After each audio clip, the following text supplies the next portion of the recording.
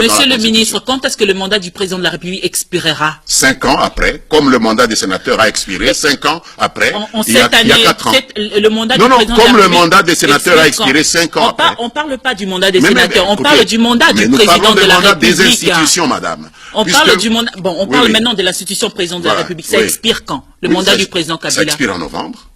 En novembre, n'est-ce pas? Et puis? Mais justement, cela qui... Mais la Constitution ne s'arrête pas là. La Constitution dit au cas où.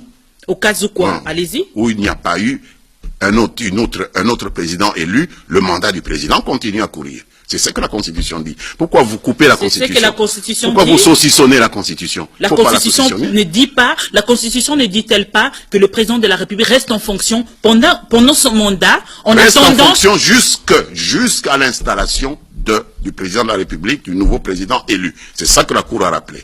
Vous avez un nouveau président élu? Quel est-il? Donnez-le-moi. Donnez-moi son nom. Mais justement, Lambert Mende, votre logique... Quand il y aura un président de la République élu, votre question aura un sens. Mais puisqu'il n'y a pas de président de la République élu, le président reste en fonction, puisque telle est la volonté de la Constitution. Celui qui dit le contraire viole la Constitution. Il ne va pas rester en fonction comme le Sénat, par exemple. Mais comment? Mais le Sénat fait 4 ans, 5 ans. Mais c'est ce que la Cour vous a dit, c'est le même principe qui régit les assemblées provinciales, le Sénat et le président de la République. Monsieur le ministre, et la classe politique qui part de l'article 64, ils brandissent l'article 60, qui vont appliquer l'article 64, si seulement le président de la République, justement, en faisant échec à un groupe d'individus qui veulent rester au pouvoir par force.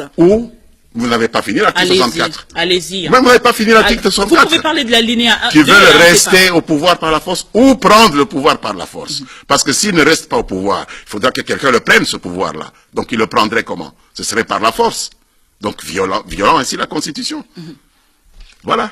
Monsieur le ministre. Donc, lisez la Constitution dans son ensemble. Ne saucissonnez pas. Autrement, le raisonnement est biaisé.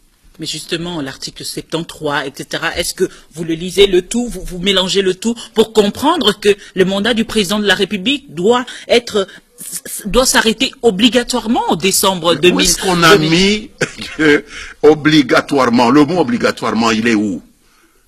La Constitution, c'est comme de l'arithmétique. Quand on parle de celui qui doit convoquer le corps électoral 90 jours avant. Donnez-moi la place où on a mis obligatoirement. Monsieur le ministre, non, excusez-moi, quand on parle de la convocation du corps électoral, vous parlez d'une Constitution avant, que vous n'avez manifestement, madame, vous n'avez pas lu cet article.